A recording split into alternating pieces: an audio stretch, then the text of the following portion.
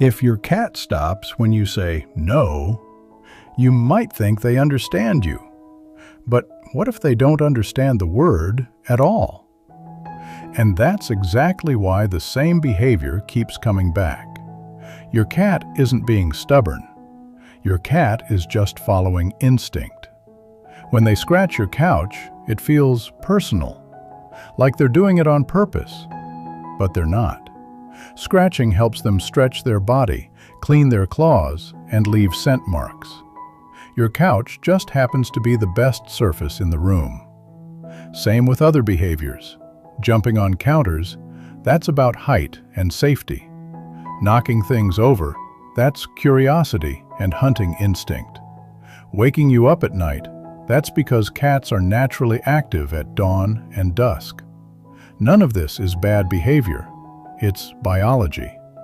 And you can't punish biology out of a cat. You can only redirect it. Now let's talk about what happens when you say no. You think your cat understands the word, but they don't process language like humans. They learn from patterns. So when your cat jumps somewhere and you say no and pick them up, they don't learn, "This place is bad." They learn, "When I do this, my human comes to me." And even negative attention can feel like a reward if your cat is bored. Or when you shout from far away and they walk off, you think they understood. But your cat actually learns that you sometimes become loud and unpredictable. The behavior doesn't change. Only their reaction to you does. Same thing with spray bottles. It might stop them in the moment, but your cat doesn't learn the place is wrong. They learn that you are the one causing something scary. Over time, that can damage their trust. That's why punishment doesn't really fix behavior. It just teaches your cat to act differently when you're watching. Now here's the most important part. Cats can only connect behavior to a consequence within about 2 to 3 seconds. Anything after that means nothing to them. So if you come home and see something broken and then scold your cat, they don't understand why. From their point of view, you just came home angry for no reason. That guilty look you see? It's not guilt, it's fear. They're reacting to your tone and body language, not remembering what they did. So instead of trying to correct everything yourself, there's a smarter way. Let the environment do the work. If a surface feels uncomfortable, your cat will naturally avoid it.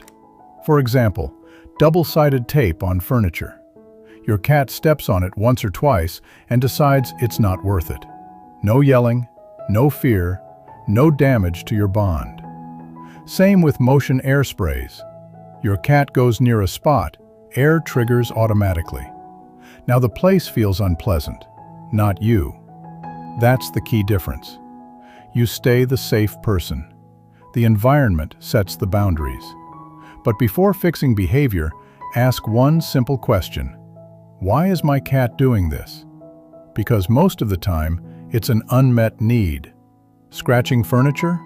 Maybe the scratching post is too small or unstable. Cats need to fully stretch and dig in. If they can't do that, they'll choose something better. Jumping on counters? They're looking for height. Give them a tall space nearby, and the counter becomes less interesting. Sudden aggression? That's different. If your cat suddenly starts biting or avoiding touch, it could be pain. Cats hide illness really well. So behavior changes can be a warning sign. And finally, here's what actually works. Cats don't respond to authority. They respond to reward. When your cat does something right and you immediately reward it, their brain links that action with something positive, and they want to repeat it. That's how real habits are built. Not through fear, but through positive reinforcement. So no, you weren't doing it wrong. You just didn't have the full picture. Now you do. And once you start working with your cat's nature instead of against it, everything becomes easier.